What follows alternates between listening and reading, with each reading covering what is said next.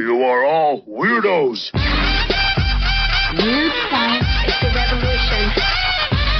Weird science is the revolution. Hello, everybody, and welcome back to the DC Comics preview show. These are going to be comics obviously coming out this week from DC on Tuesday, which if I look at my calendar should be the 13th, is what I'm saying that it must be. And before we get into this is just going to be me, myself, and I, my three least favorite people this week, only because my man Gabe, he kind of is down and out with the idea that we no longer have the review copies. That's basically what I'm trying to get out. And the only thing that really that affects is that I won't be spoiling anything in these previews. It's kind of a shame. I ended up having a video, and I think that a lot of people may have already saw that video if you're here watching this live stream. But all in all, it doesn't really affect us. And really, I say that Gabe is a little depressed. He really isn't. I think that he was under the assumption that I had pretty much ditched this whole deal and had ditched the preview show and things like that, which obviously I have not, because here we are. So what we'll do is we'll just keep going through the previews each week. And we'll discuss, the things going on. I'll read you the solicits, and I'll give you a little information about what I'm looking forward to with these books, and also maybe what has led into them. And then we will be a little bit more informed of what's going to be coming up this way. And maybe even though DC seems to hate my guts, I do want people to read DC Comics, and maybe we'll find some things that we all enjoy and we can all get behind, maybe, because it's a weird thing. And just, I don't want to harp on this idea of these review copies, but it is that whole crazy deal of why are they doing this and what's going on and how I would react to it. And, a gut reaction really would be, screw them, the hell with DC Comics. Either get a little bit vindictive and say, I'm going to, try to bring them down. I don't want that. And I end up defending DC, at least some of their books, because there are some good books coming out, and there's always going to be something for somebody. But I do end up talking to a lot of people who have ditched DC completely and are never, ever going to come back, whether I say, hey, this is great or this stinks or whatever. But I'm not here to, bring down DC. I love DC. I just don't like the people that run the company. They're schmucks, but I still like all of DC. So we're going to start off, and we're going to start off with a couple books that I haven't actually even been reading or reviewing. And we'll start off with one, I don't know, it's something because everything seems to be coming up Amanda Waller at the moment. And so with all of that, hey, here we go. We have a Waller versus Wildstorm book 2 because it's fancy. Right? I'm not reading it. It's a Black Label thing. And usually for our podcast, we try to really focus on the in-continuity things. We have done some Black Label stuff, but it's really Black Label stuff that interests me or Eric, who we end up doing the DC Comics podcast. And neither of us are big Wildstorm fans. So the idea of Waller versus Wildstorm, it's not something that would really tickle my fancy, but I'd like to know if people are reading it, if they like it. And I want to give a shout out to everybody in the live stream. And Lane was asking about the Doc doing Steelworks and all that. I don't know if he's going to. I actually asked him and he didn't even respond. So I think that he's ditched it. But all in all, with all this, maybe we can get him to do, Wildstorm versus Amanda Waller. He's a huge Wildstorm fan, so that would be the thing. And even going into that, this Waller versus Wildstorm, because everything's coming up Waller, and then in a side note coming up Peacemaker as well, which is odd. I'm not real learned in the whole Wildstorm deal. I end up not being very smart when it comes to Wildstorm, and I don't know that a Black Label book, Waller versus Wildstorm, is going to be my jumping on point. And then when we get to the next book, I really never would count on a Matthew Rosenberg being my jumping on point to anything. Usually a jumping off point is what I would say. But we have Waller versus Wildstorm number 2. And if you are interested, all the power to you. It's a $6 book, which is crazy. It's written by Spencer Ackerman and Evan Narcisse. I always say his name wrong, and art by Jesus Merino. I do like Jesus Merino's art, but it says, the alien nation of Gamorra is eager for American investment, and even more eager for American metahuman weapons. Amanda Waller has just what they want, the Cybernary system. But the blood that her mercenaries spilled to get it has put her directly in Jackson King's sights, so now he's in the sights of the deadly Deathstroke. And I read that, and I have no idea what I just said. Because, again, I'm not real big on the old Wildstorm and Waller stuff, but if you are, I wanted to put that out. It is coming out this week, and I do see in the comments that Lane is talking about the idea of the whole Birds of Prey coming out, Kelly Thompson. I'm actually going to do a video of that this week, just discussing what I think of that team and the whole Kelly Thompson in general. But we will go to the next solicit. And the next solicit, again, I said that one of the things going down, not a huge Matthew Rosenberg fan.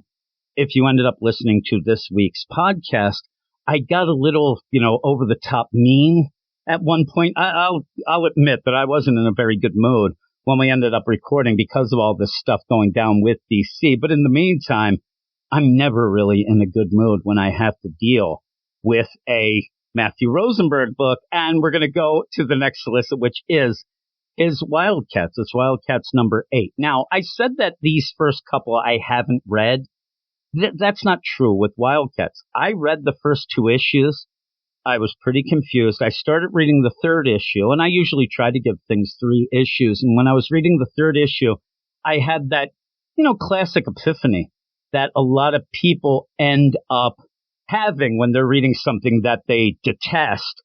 What the hell am I doing reading this? Is basically what I said. And I'm sitting there reading, and usually when I end up reading, I read it like I'm a little schoolgirl back in the day. Right? Instead of talking on the phone to all the gossip, I'm reading my comics on my tablet, but I am kicking my feet around when I'm reading them. I'm laying there in the bed kicking my feet. And my wife is usually doing things that she says are more, mature, like watching, really what she ends up doing. It's kind of funny. She says it's more immature for her to watch Tay-Tay videos. She's there with her Taylor Swift. And in the middle, I'm reading comics, and I struggle with my whole attention span. I'm sitting there trying to get things. A lot of times I have to put on headphones and put white noise on, which I joke and tell her that that's just more Taylor Swift songs. But I end up and she, get this. Tay-Tay was in concert. It started raining and her piano malfunctioned. And I'm like, something's going to malfunction in a minute. And it's not going to be Tay-Tay's piano. So stop it. But I end up where I'm sitting there reading and I'm kicking my feet. I'm having a good old time. And then I realized, why am I reading this nonsense? I don't even know what's going on. When you end up reading an issue and by the end you're just, what did I read? And you have to go back and read that. It's one thing to read a page and go, oh man, I drift off for an entire issue. It's so crazy with that, but I end up where I'm not a huge fan. So let's just decide. Wildcats number 8, though. If you are a big fan, all the power to you. Written by Matthew Rosenberg, sus. Art by Steven Segovia. Now it's sus, pretty good artist. And usually when we do these things, even when we do the regular podcast, it's almost a given that any book without Riley Rossimo has pretty good art, right? I mean, pretty good. But yeah, even people like him. But the art has not been a problem at DC or, around most of the things for a while now. It is just pretty much the writing that has been really bad. But Wildcats number 8, $3.99. The world is dying. Grifter may just be our last hope, but things aren't looking too good for him either. Luckily, his trusty teammates will stand by his side until the end.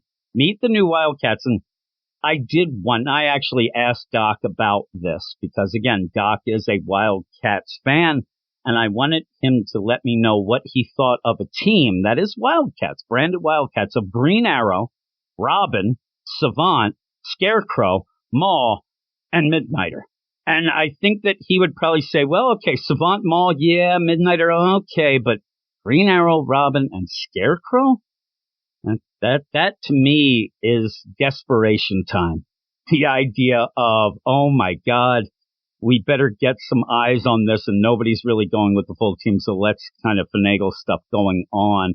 And Cotton Buds ended up in the comments there.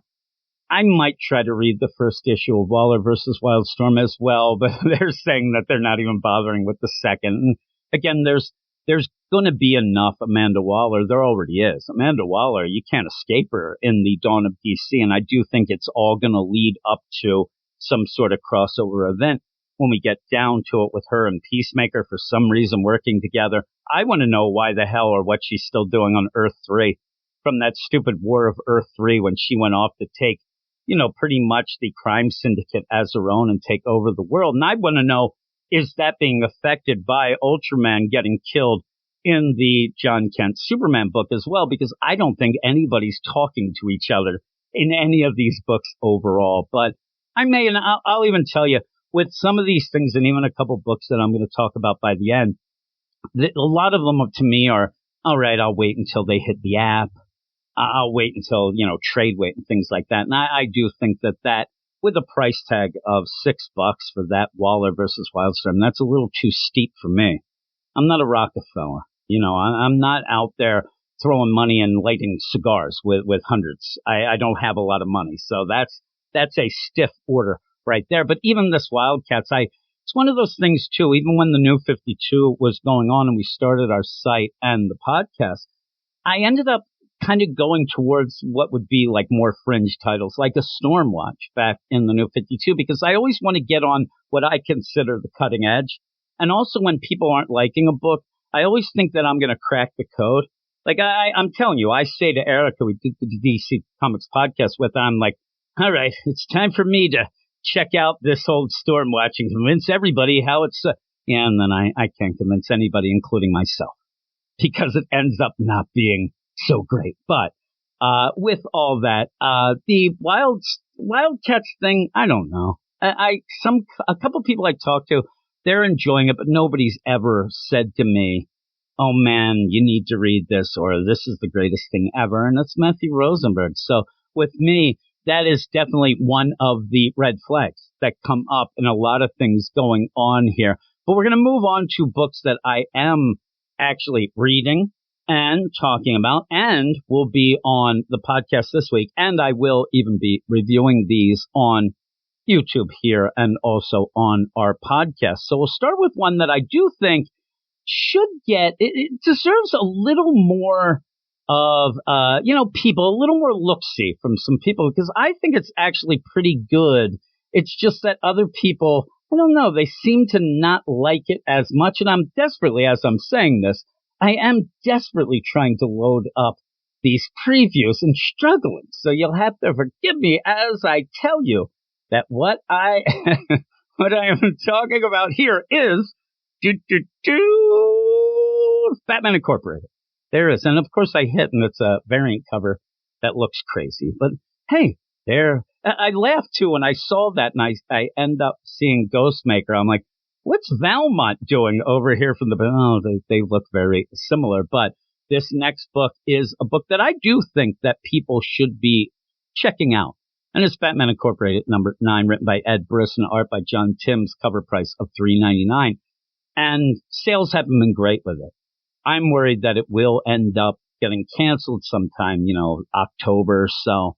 I'd have to really check. Wherever a trade would end would probably be where I would think that it would end up being canceled. And I actually think that it's a good book that started off on the wrong foot. You ended up where Ed Brisson was adding like a plethora times 10 of characters. It was really hard to keep track, especially when he was introducing some characters that maybe some people know from classic Batman Incorporated, but also changing things up with newer characters and even brand new ones, and then being led by Ghostmaker, who's mentoring Clown Hunter. All this stuff really got wrapped up in a lot of nonsense that really shouldn't have been. It really was a convoluted start, and I really, really want people to know that it's actually gotten a lot better. It's calmed down, and what you have now, even though you are adding such classic characters of the Joker Incorporated, like my favorite, Dusty Bronco, that really does sound like some down-home porn name to me, but I'm down with that.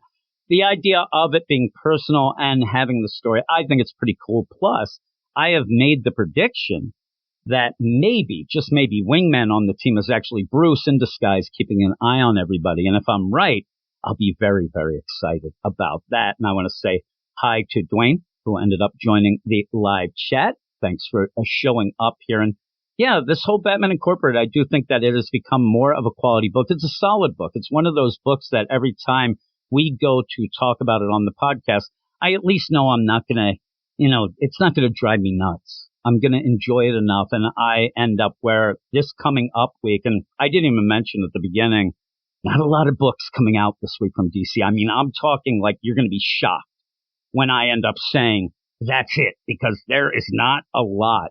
So when we do have that, and it's usually a week when Batman Incorporated does come out. It seems like a light week every time that book does come out, but at least I have that to look forward to. And there's some others as well as we go. But here's the solicit for this upcoming issue.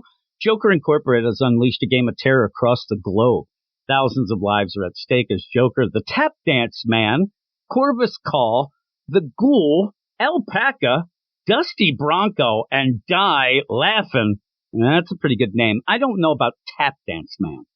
I actually mentioned this the last issue on our podcast. The idea that you're like, oh no, the Tap Dance Man is, you're like, really?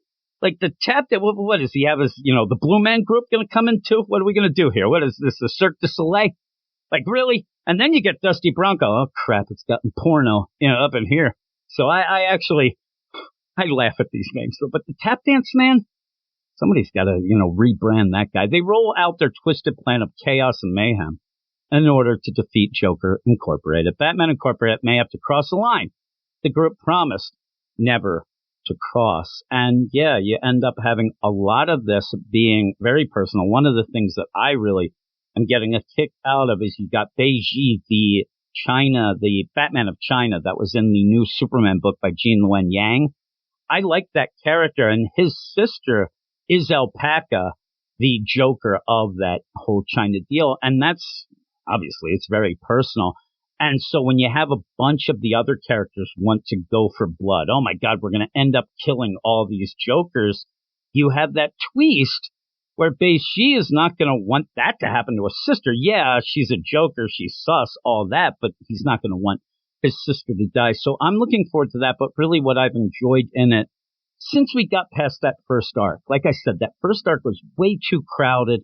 It was very much the, let's show the mentors, the stuff that even came out of the Batman, I guess it was Batman the Night, the Chip Zdarsky deal that showed some of the background of Ghostmaker and Bruce, and you kind of tie it, and that's cool to have that synergy, but I think that it was overcrowded. I think maybe that could have been better served as like a third arc of the book and start maybe with just, some missions and teach people the characters and show people, because we're getting that now, and I think it's a lot better since we ended up going with that. So if you haven't checked that out, and even if you can check it out in the app, I would suggest to, kind of plow through the first bunch of issues, get to the second arc, and I think that a lot of people would enjoy it, because I'm telling you, I really think that it is a quality book and deserves it. It's not selling. Every time these sales, and it's weird, the sales that are coming out, they're not really the greatest. You can't really trust a lot of the numbers. It's a very small sample size. It is actually the point of sale. So whatever is reported, it's actually being sold. But I think that, and when you think about it, if we go through the whole deal with these sales, if you think about it, well, if they end up doing it with that system and they do have point of sale numbers, well, why aren't they releasing the numbers themselves? Why aren't they going to give us numbers? And I think it's because it's such a small sample size that if they showed the numbers, they would just be silly. I think that that's the point. But it gives you whatever. We don't have a lot of ways to check those things out. So at least it does give us that. But with that, Batman Incorporated's not doing well at all, according to those. So that does have me very, very worried. And Tevye just joined in and said, yeah, the sales numbers are very confusing. But at least it gives you that little picture and stuff. But where I realize that they're sus and don't mean anything, I haven't really seen any of the big two use those numbers, or at least the rankings, because you don't get numbers, to use those rankings as a, hey, look at us, number one, baby, because I think that if they did that, say it was Zeb Wells and Spider-Man, hey, we're number one. I think that then it might be revealed, well, that's not the real numbers and this is that. So they kind of just let them lie and we go with that. But yeah, you end up MRSB. I think that the numbers for Batman Incorporated actually went up a bit, but still around like the 120 mark. Not really good. But at one point, I think it was like 160, which is not good at all, especially a book that at least has the Batman name on the cover, not having him in unless I'm right. And he's Wingman. But we'll go to the next book, the book that I'm looking the most forward to. And it's funny. If you think that it's like Spirit World, you're wrong, but I am looking forward to that. We'll get to that in a second, but it's Green Lantern. Number 2, the one that I'm looking forward to the most, mainly because it is Jeremy Adams writing the main story, and it is written by Jeremy Adams with Philip Kennedy Johnson on the backup. The John Stewart story, we have the art Monaco on the main deal, and then Montos, which I swear to God, I always think, oh, is that group Sammy Hagar was in back in the day? It wasn't. That was Montrose, but still. Makes me giggle. Cover price of $4.99. I did really like the first issue. A lot of people kind of pish-poshed it with it being a bit of a, hey, not much happened. It's a little generic. But I think that that's a good play doing things like that for Dawn of DC. It's not a reboot, but you want to get people back on. You want to get new readers. I think that that is a good play to at least give people at a number 1 a good spot to jump on. And it did. You end up giving the rules, the whole play of no Green Lanterns allowed on Earth.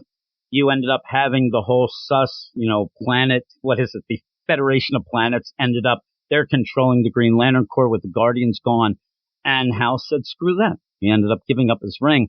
I did think that it was a little confusing in the first issue. Some people were debating the idea because when Hal ends up trying to stop the guy who ends up having that Manhunter tech and blast him with pretty much the green light, you do end up having Hal's willpower form his own ring again. He's able to do that, boom. But I want to know how that ends up being recharged. Does it need charge? What's the limits of that and things like that? Because that's a question for everybody, I think. But most people, I think, were down with it, especially because Jeremy Adams, he got shafted. He should not have been kicked off of the Flash book. And seriously, when I read that Cy Spurrier story in that Flash 800, I wanted to jump out a window because I thought I had gone completely insane. The thing is, and I said it when I was a kid, somehow my mom came up with this thing, and I don't know if anybody's ever heard about it, but the idea that if you can draw a perfect circle, it meant that you were insane. Only an insane person can draw a perfect circle. So I ended up reading that Cy Spurrier deal. I'm like, oh crap, I'm drawing perfect circles. He has warped my brain. He's mind freaked me like Chris Angel, and I just wanted to jump out the window. It was just ridiculous, but we'll see how it is once we get to that Cy Spurrier run in September. What has me really worried, though, is it looks like he wants to try to kind of make the family not the thing, but also make it like, oh my God, Linda, she doesn't like me anymore 3 days after having a baby, and we've never had a problem this whole time. Oh my goodness, what has happened? It's like here at my house. I'm telling you, my wife will start yelling at me and say she hates me. That's just every Tuesday here. But for Wally and Linda, that shouldn't be the case. But here is Green Lantern number 2. As I said, Jeremy Adams and Philip Kennedy Johnson writing. Art by Monaco Montos. It's $4.99. Hal Jordan's homecoming is off to a rocky start. Carol Ferris is this close to firing him from the job he's only just begged his way into. He wasn't good at flying them drones. He thought this was more Top Gun, right, than playing with toys. He wanted to play some volleyball. His power ring isn't exactly working right. Okay. And off in the shadow, Sinestro, the architect of Hal's current crisis. And that's, again, you're throwing a lot into this that I don't know that we're supposed to know yet, but his current crisis, huh? It just looked to me like Sinestro was hanging out getting drunk. Just in the bar, kicking back. I thought that he was there to be like, hey, we got to get together because this, planet deal, they're sus, is waiting for the perfect moment to strike. Plus the hard-hitting John Stewart Word Journal backup series from writer Philip Kennedy Johnson and artist Montos heats up as the Guardian John Stewart and his team, the Watchtower, fall under siege from a mysterious new threat. Now, the big play with this backup is that it was coming out of some of the Dark Crisis stuff. It was tying into some of the World Without a Justice League nonsense. And I will tell you right now that I just want to stop a second, common sense. I said the same exact thing, that if you are going to have Cy Spurrier, just let him do Barry. Just have him do Barry, and then just keep, what I think is you keep Wally. People keep, well, what's Wally doing? You just say he's having a good time with his family. And then, out of nowhere, you end up slipping in the idea, oh, by the way, we're announcing a new book, Flash Fest, Man Alive. It's Wally West, and it's done by Jeremy Adams again. Boom. Everybody's happy, right? That's what I think we should have. But with all this in Convergence 2.0, Mark McGrath said, it's funny we were mentioning Telos and Convergence this week on this week's podcast about the whole play with the Injustice world. And it did make me laugh that in Convergence, when you had the Injustice world show up on that whole Convergence deal, they were the ones that were like, hey, show us what you got. No, we're not playing your game. They just got destroyed then. It made me giggle. And it was like the idea, oh, well, there goes the Injustice world. We'll never see that again, right? Yes, we will. But you end up having all this. And Tevye was talking about not connecting in with the Titans. When we had that first issue of the Titans by Tom Taylor, and you have that, oh, my God, Wally's dead, that nonsense. I actually went back and read it, and I think 100% Wally's not dead. Here's my prediction to everybody here. We'll talk about this on the, I guess, next week's preview show as well, because we'll be previewing Titans #2. I believe it comes out in a couple weeks. The idea that I do think that, and everybody can bear with me, and maybe some people have thought this as well, but I think that what we saw, Wally being killed, that was a future Wally, probably a couple weeks ahead of time. That's why he jumped on the cosmic treadmill, and then he went back a couple weeks to the present, ended up dying in a way that he's pointing towards the, hey, you got to solve my murder before it happens. And I guarantee you it will be solved by Wally and the Titans. I think that Wally's fully alive in the present. We'll see if it happens. I reread it because me and a guy were arguing. And when I reread it, I'm sitting there, I'm like, yeah, I think that this might be in the near future that he dies and comes back. So, we'll see if I am right. And you have Lane, please don't bring up that Leah Williams Power Girl. I don't need that at all. And just to go back to the idea of losing the review copies and the idea that it was funny where you end up having DC do all this. And then in this email they sent me saying, it's a real shame you're not going to be able to review the books anymore. But hey, keep talking to your friends about it. I'm like, oh, I'll keep talking to my friends. But I'm certainly going to be reviewing it. And in my mind, before that, I probably wouldn't have even touched that. I would have read it and we talk about it on the podcast, but I don't think I would have reviewed something like that Power Girl or even the Fire and Ice book when it comes out. Now I will. Now I'm determined to review everything, whether I hate it, love it, whatever. Just go full out honesty. I'm not going to try to, do nonsense undercover, all that. But I'm now inspired to review every single book like I used to. At one point, I would review everything I used to do on our site. I have over 3,000 written reviews, not to toot my own horn or anything, but written reviews. I do have a lot. And I used to do up to 10, 15 a week. And then I got lazy because, who wants to do work? But I think that I'm going to start doing that. I think that they lit a fire about that. So I will be reviewing things like that Power Girl, even though normally I probably would have tried to not do that. But back to what we're talking about here, the Green Lantern and all this going on. I'm excited. I did like that first issue by Jeremy Adams. The Philip Kennedy Johnson stuff I really wanted to get into. And it's like the funny thing where I'm reading this, I really do like what's going on in Action Comics. I think that Action Comics, that story, the Young John story by Dan Jurgens are solid gold, and everybody should check that out. The third story to me, that's bonus coverage, right? That doesn't have to be great, right? And it hasn't been, especially like the Leah Williams stuff was complete garbage. But even the stuff that we have by Dorado Quick that he's doing the Steel, it feels redundant now that we're actually getting Michael Dorn and a Steelworks book, but still, it's not horrible. It's better than Leah Williams stuff, but just imagine if that book comes and hits with all three stories. That is one of the strongest books going. So when I end up reading that John Stewart backup in the first issue of Green Lantern, I'm like, at least I like that Action Comic stuff. And, he is going to be on the Hulk over at Marvel. I haven't really liked it in that first bit, and I didn't like, what it's tying into, so I'm worried about it. But maybe this is let's work the kinks out here, and then when we actually get the John Stewart solo book down the line that we were supposed to get, maybe, we'll work out all those and we'll get to that. But I'm looking forward to it, and I think that a lot of people will be grabbing. And with those sales, sus or not, it was, I believe, in the top 10.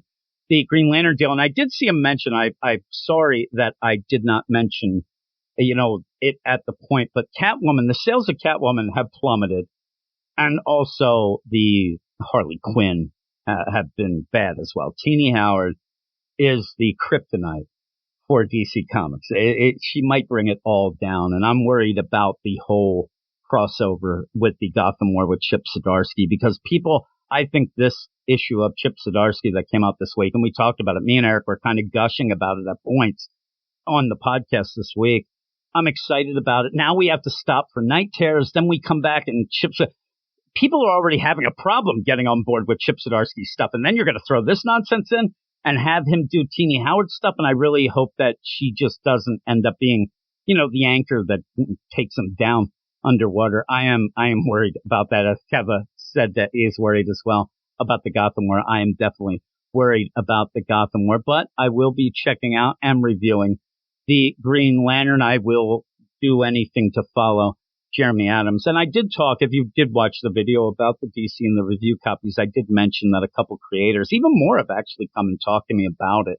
But one of the ones that freaked out right away, little, under the table talk here, it was Jeremy Adams, who said that was crap, and he said he would try to, work his magic and try to get him back. And I said, please don't get in trouble because of me. You don't need that. But, if you can do that, that'd be cool as well. Though at this point, I'm kind of like, maybe if they did offer him back, I'd tell him to go shove it. But who knows? It is nice to be able to read things ahead of time, even though, again, I am pretty lazy, so that doesn't always happen. But the next book that we'll go through here, it was a surprise. It's probably one of my biggest surprises amongst the couple books that had come out from this We Are Legends deal. I'm trying to get these up, as I said. But yeah, the whole deal is, the next book is Spirit World #2. And boy, I don't think that I've been surprised like I was with that, The Vigil, and even City Boy. I think that my rankings through this, though, are probably The Vigil #1. And I'm not a Ram V fan in the least. I really liked it. Spirit World second. And then third, City Boy. But I still did like City Boy. Plus, City Boy is very easy to end up coming up with, pretty much any sort of parody songs, because the boy is in a lot of songs. So you can do that very easily. So that tickled my fancy. But Spirit World, I was impressed with. Again, I'm not an Alyssa Wong fan. I have really gotten sick. And the last issue of her Afra book, okay. But still, that book has kind of just meandered. I think her Deadpool is one of the most unfunny books I've ever read in my life. It's like reading the phone book. I can't stand it. But again, and that Iron Fist stuff, whether or not it was the controversy of having Swordmaster, it was just boring to me. It just wasn't well written. So maybe the idea of, and it does happen, Mark Waid coming back to DC seems to have sparked him a bit. Maybe Alyssa Wong just better over here at DC, because I think that Spirit World was really good. And where I was worried about it was because the kind of prelude deal to start was in the Lazarus Planet stuff. And when you ended up getting that, I thought that what Alyssa Wong was doing was one of those tropes or cliches or kind of traps that a lot of newer writers or kind of bad writers do. The only way that you can elevate your character is to get an established character and make them less. And that's how it felt she was doing with Constantine. So in that prelude, Constantine was really, really bad, right? It ended up where Constantine looked like a fool. Like it didn't feel like Constantine. And then you get the first issue and you're like, okay, well, Constantine feels good here. Constantine is helping out, but helping out in a way of, well, I guess I better help you out. And that, I like the idea of characters like a Constantine, even in the vein of somebody like a Damian Wayne or even a Guy Gardner. Not like they're writing them now, a handsy rapist all the time. I don't need that. But, the idea that Guy Gardner, Damien, they're characters that may not be, the nicest people until you realize they are. You realize that while they don't feel like they should be heroes, that's why they're so much of a hero, because they go against that, because they really do have hearts of gold. They just have issues that they end up having to get through. That's more like Damien and Guy Gardner. They have a lot of insecurities. Damien, even just from his height and how, Batman being there's a lot to live up to and things like that. But Guy Gardner, there are times where in the past, Guy Gardner has been such a hero. If you go back and read The Death of Superman, at one point, Doomsday is just ripping through everybody, and Guy steps in, and he's going to stop Doomsday. Doomsday beats the living crap out of Guy, and Guy says, and I believe he says it, I forget the character, but he actually tells them, I can't see anything. My eyes are so swollen up, I can't even see. Point me towards this asshole so I can blast him. Like, he's not even going to give up when he can't see, because his face looked like meatloaf, and he's going to go. He's such a great character, and I love that play. But that's how I like Constantine as well. He ends up really sus, and really don't become friends with him, because you're going to end up with your soul in hell. And he'll feel bad about it, but you're still going to be in hell. This happens all the time.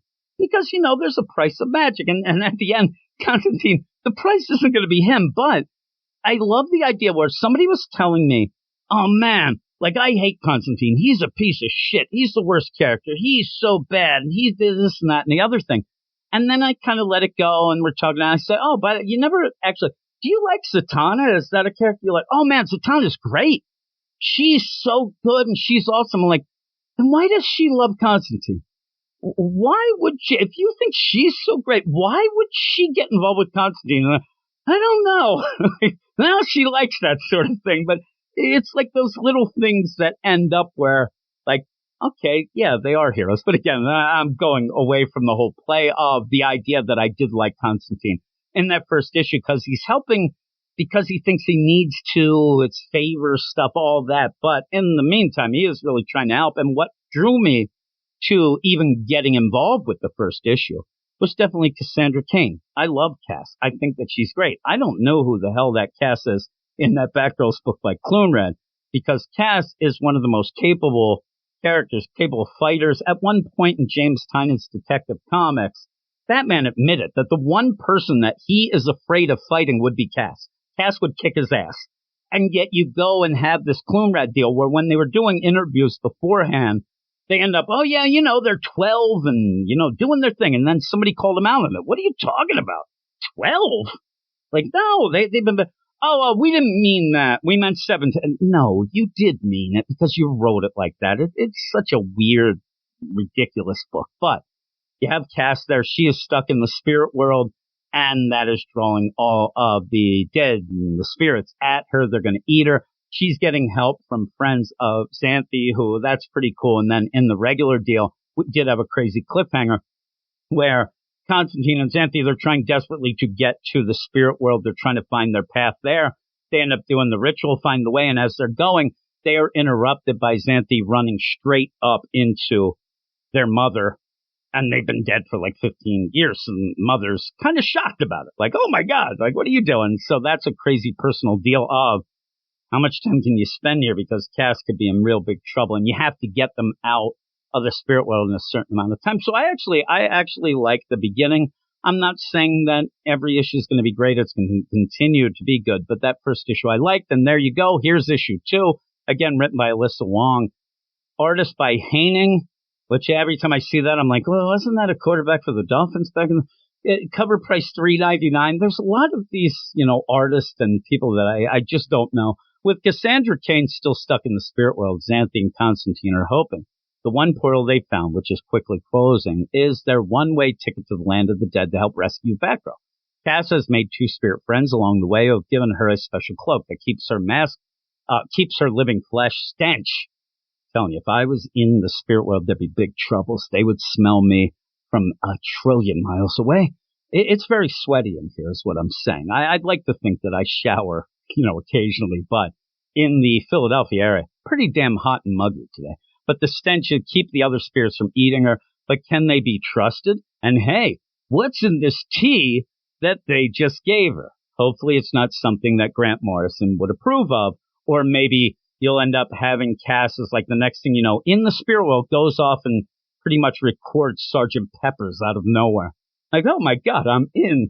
But I'm looking forward to that. I think that will hopefully continue to be a good book. And we don't get a lot of that sort of thing right now. I'm hoping that eventually coming up we'll get a Justice League Dark back, things like that. But we don't get a lot of magic books and things like that going. So I am still looking forward to all of the We Are Legends second issues. It's funny, when we talked about them on the podcast, we did mention that whole, what was it, the deal that Dan DiDio had the imprint with damaged sideways silencer.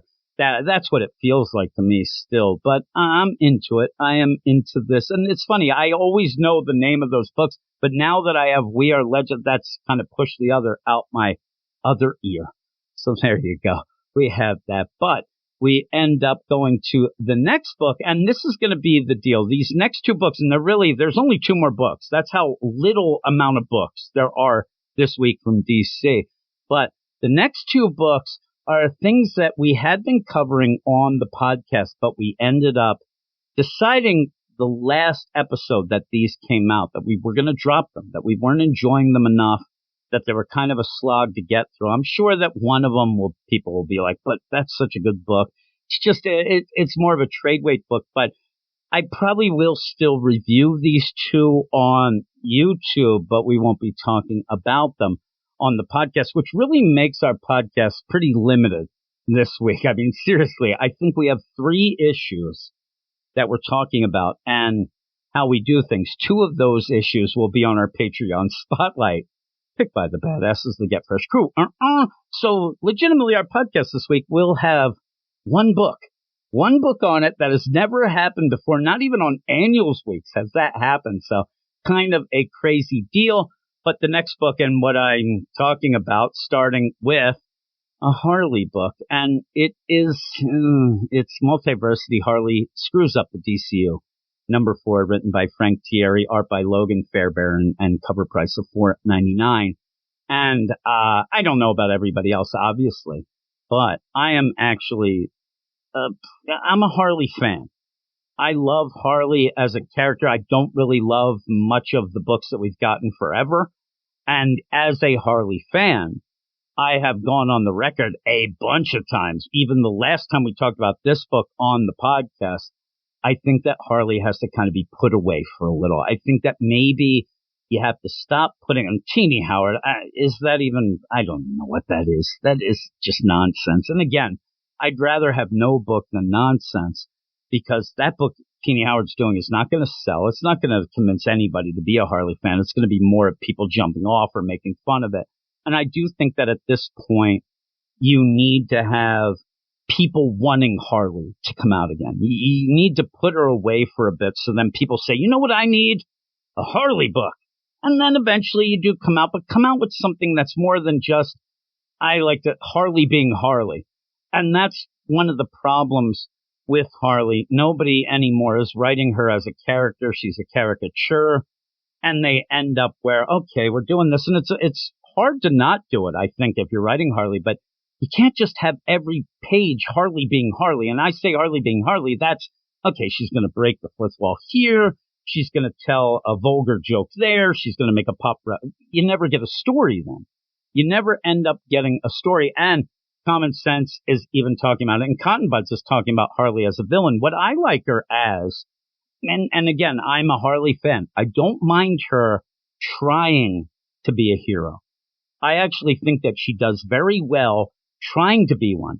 I don't like it when everybody is telling me that she's a hero, or she's on the Justice League, or they consider her part of the Bat family.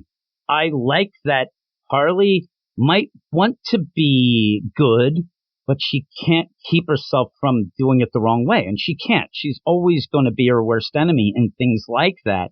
And that I don't mind.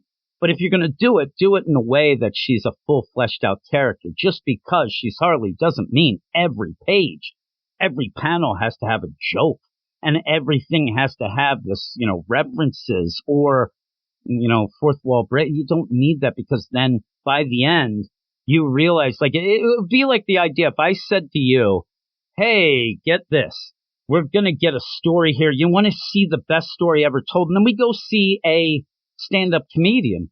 Well, that'll be fun, but the way that that's set up, and then it's not going to give you the greatest. Now, he may tell some funny stories, or she, during the deal, but it's not going to be one of those like, oh my God, that's the craziest. You're going to get what you get, and I think that Harley could be more of that, and that's where MRSB even says, does she have any skills? And that's what I like about her. She is confident when she shouldn't be and things like that. But what she does have a skill in, because of her psychological background, and that is she can be a people person, and she can end up. And one of the things, a lot of people didn't like the Amanda Connor, Jimmy Palmiotti deal, and some of it was way over the top or whatnot, but it did have that cast of characters that kind of went around her, because, she can, and sometimes she's manipulating, but other times she is trying to help and things. But in the Suicide Squad, the deal, or Cotton Buds mentions that, I think, and I believe it was Sean Ryan's new Suicide Squad. If you haven't read that, and you can go and get a chance, I really think that was one of the most underrated books from the New 52 into the DCYOU, that whole deal, is that deal, because that's where you went and got Reverse Flash, Daniel West, which ends up being, and it was the father of Wallace West, Ace right now, and had a really good hero turn at the end, ended up dying a hero. You ended up having one of the best boomerangs I've ever seen, where, again, he's sus, but he means well. And then Harley, even in that, is trying to figure out. And yeah, it started out with Dula Dent, and it was weird when that run started. You ended up having like the alternates. You had Deathstroke and Deadshot, so they would go. You had Dula Dent and Harley, and you had that. So with all that, you ended up developing some things. One of the best things is that they end up and they're in like the Middle East, and they're supposed to lay low. They're supposed to be doing things, and Boomerang finds out that the kids there aren't allowed to play. And he gets upset at that, and he knows that he shouldn't do anything direct. And he ends up and goes and starts playing soccer with them. And they end up like, everybody lost their mind because but he didn't like that these kids weren't able to have play. It was really, really good. And they end up having where somebody comes up and it's like, hey, what's going on? What do you think? And he's like, hey, it's the weekend. And then they're like, what do you mean? What does that matter? It's like, we're all working towards it. And it just was fun. And it was a real nice deal. And he ended up trying to help some people. But that was, I like, a really good run. And then the idea of the Murphyverse, Mark ended up mentioning that. And I like the Murphyverse, Harley, as well. That's, again, though, you know why? Because I think that's a developed character. That's a character that and you sometimes have that with characters like a Harley when you do some alt universe thing, where then you have to set up something. You end up setting it up well. When you get Harley in the regular universe, they count on you. Hey, it's me, Harley. She just walks in the room and hey, you get the laugh track going. Hey, it's me. And I don't need that anymore. So yeah, I think that you should end up where Harley disappears. But here's the multiversity. Harley screws up the DCU after all that. And really, this is that play of a future Harley and our present Harley trying to undo the problems that Harley caused, maybe because there was a little bit of a wacky, it might not be her, but ended up getting rid of the Justice League. And because of that, when Starro attacked, there was no Justice League to fight off. So they're trying to reestablish through time travel and nonsense the Justice League again. And it's Harley being jokey and all that. And everything's convoluted. But here we go. How can Harley stop herself from screwing up the timeline if her future self has already screwed it all up? First, she discovered she totally stopped Superman and the Flash from ever existing. And I'm telling you, if anybody here ends up in an alternate universe where the Flash didn't exist, please don't go to him and try to throw chemicals on him and get him hit by lightning. It doesn't work. You end up killing him all the time. But now she's finding out that she totally time traveled. It happened in that Flashpoint Beyond as well. It always happens. Poor Barry. Time travel right over Wonder Woman's and Aquaman's origins, too. Harley has to stop Harley, or at least to put the piece of the DCUs she's broken back together again. With a time machine and a tough, scary alternate universe Harley at her side, maybe, just maybe, she could make things right again. The big play with all of this was that my man Eric on our DC Comics podcast, he's a big multiverse fan. If it has multiversity on it, he forces me to talk about it. Even that crappy Danny Lord nonsense that we ended up with, the young judge, that was awful. All these things never work out very well. But here we are, and we did talk about the first 3 issues. We like to give everything 3 issues, but it's not been good, so we dropped it. So we're not going to be talking about that, but I still may check it out and do a review on that. But like I said, we have one more book left, and if you're playing at home, you might know exactly the book I'm talking about. And I think that some people may end up maybe fighting me about this book, but I have not enjoyed it to a point that I think that it's like, I don't know, it's a trade weight book for me 100%. It is Superman Lost. And Superman Lost number 4 is coming out this week. It is Christopher Priest or James Owsley. This guy has changed names more times than Prince. And art by Carlo Pagulan. I'm sure that somebody may have already mentioned as I talk about this. The art is incredible. The art is worth the price, even though I still think it is a little pricey at $4.99 for what we get. By the end of each issue, I what was this, like 15 pages? And then it was kind of standard page length. That should be $3.99. This isn't oversized. What are you doing here? But it is Christopher Priest. It is $4.99, but it is Carlo Pagulan, and the art's really good. It's just, and the concept is great. I think that the idea, it really is very reminiscent of John being aged up, but because Superman doesn't really show that, he goes off, he gets caught in space, he comes back where it only seems like he left a little bit, but it's been years, he's trying to deal with this trauma. That's cool and all, but it's a slog to get through. I know that Priest wants to show us this trauma and show us all these things, but I'm just like, man, I do not need this. And I am one of the few, it seems, that I think, and, people fight me about this all the time, I think Christopher Priest is one of the most overrated comic book writers that we've had. I really think that his Black Panther is stupendous. The best Black Panther ever. But I've also read things like his recent U.S. agent that I wouldn't wipe my ass with, because I'd be afraid that nonsense would wipe off into my ass because I thought it was that bad. That Black Adam book is nonsense. It is boring. I don't even know what's good. And the thing about this is, with Priest going with this, he has gone on in interviews, and again, this drives me nuts, where they say, and this happened more with Black Panther, or not Black Panther, Black Adam, but I can say that it probably happened with this as well, the Superman Lost, where he'll go and is like, oh yeah, I told him that I'll write this, but I ain't reading anything from the last 10 years of you. Don't worry about it. And he's like, and they said fine, so I went with it.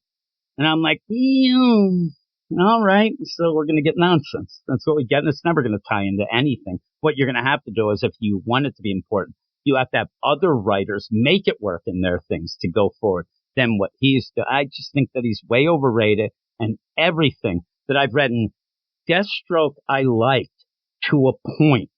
By the end of it, once you ended up having Deathstroke versus Batman, it went downhill from there, and I will die on that hill, because anybody who's there, well, no, it was great till the end.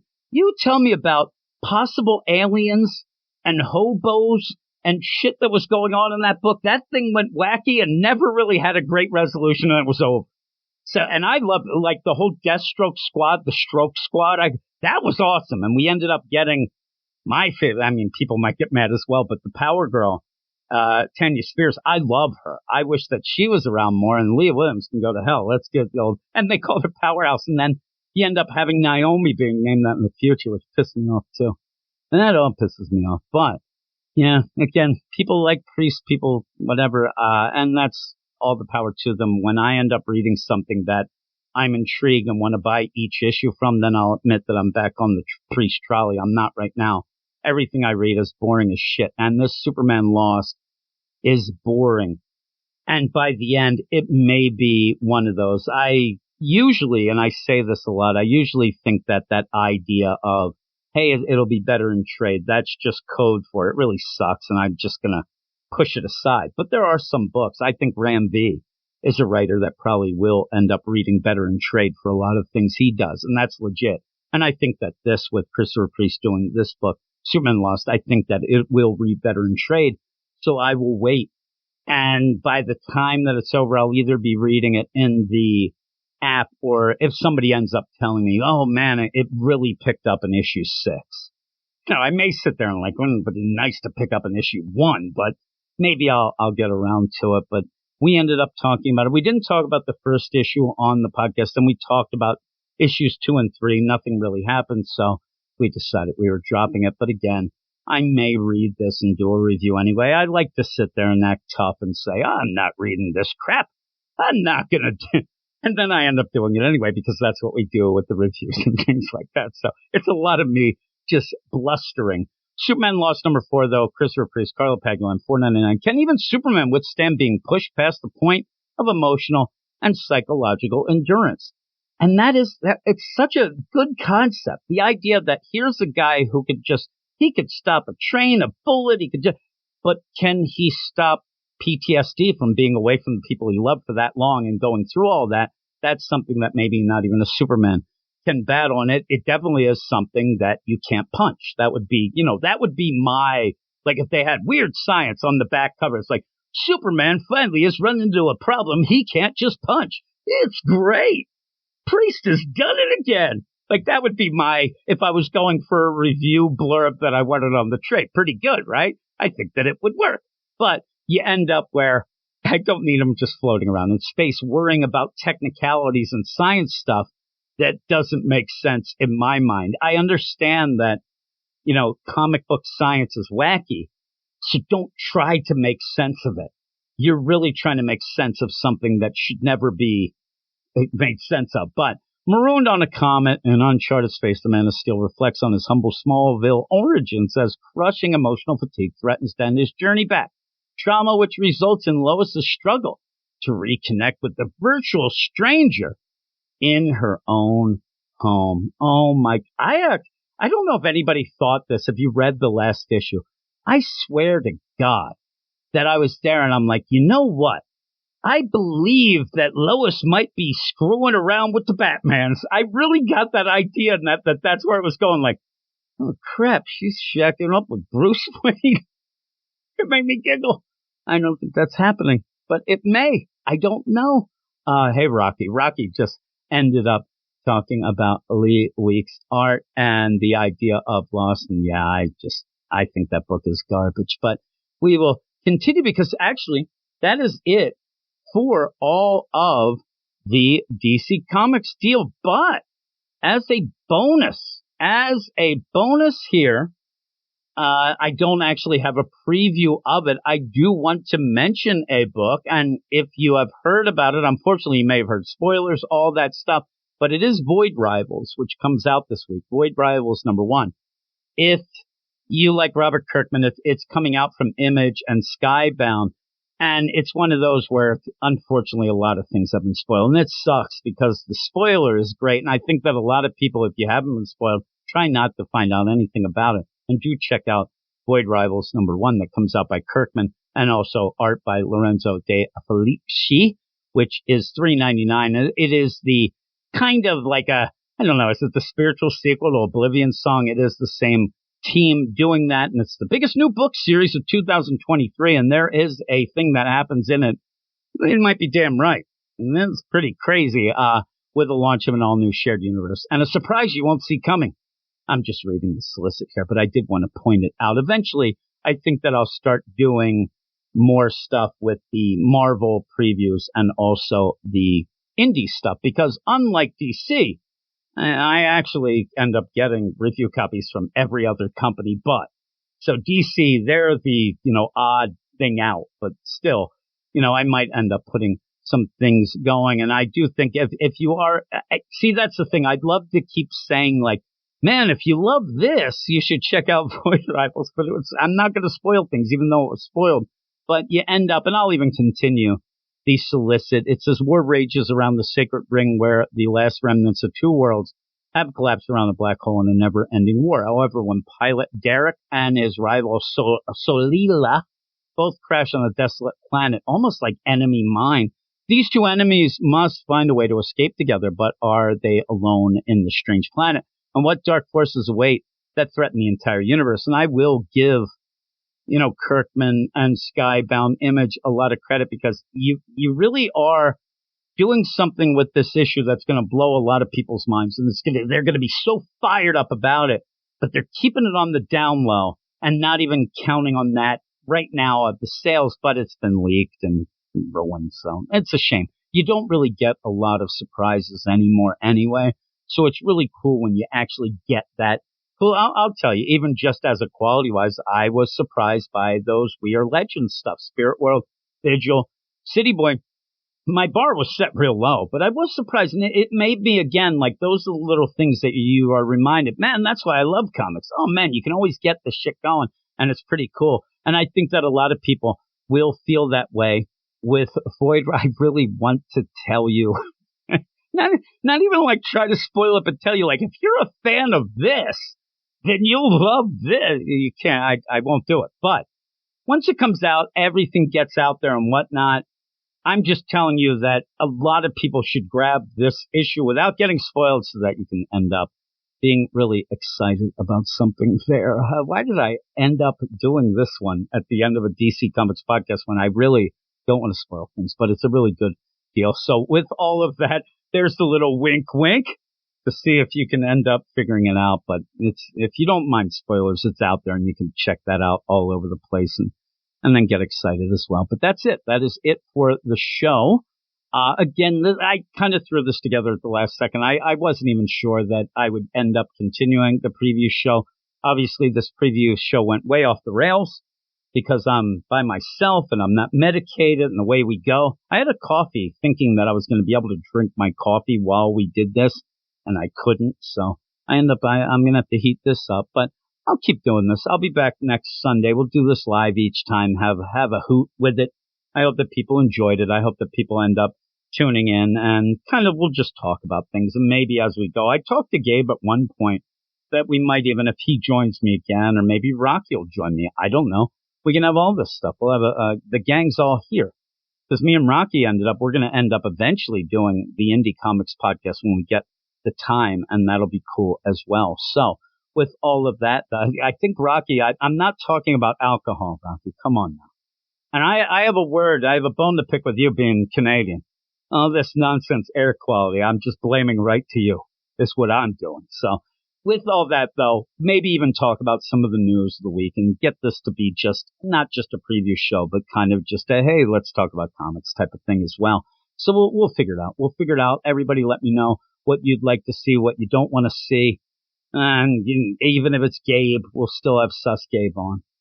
Gabe, we need his sus opinions at points. It keeps everybody in line, is what I think. I mean, is there another Predator coming out?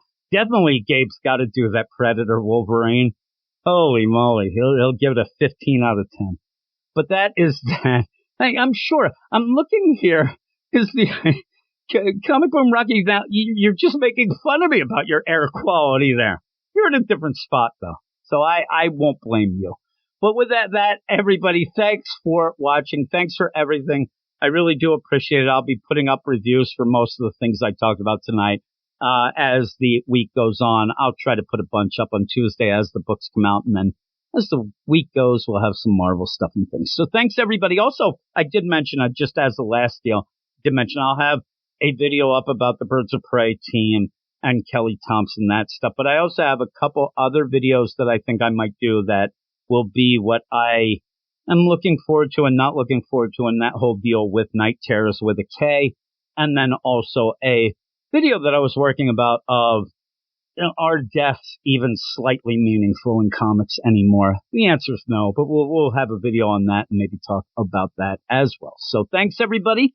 I really do appreciate it, and I will talk to you all later. As I sit here, again, I'm not really good with this, so let's rewind that a bit. Hey, everybody. Thanks for listening, and I'll talk to you all later. You are all weirdos. Weird science is the revolution.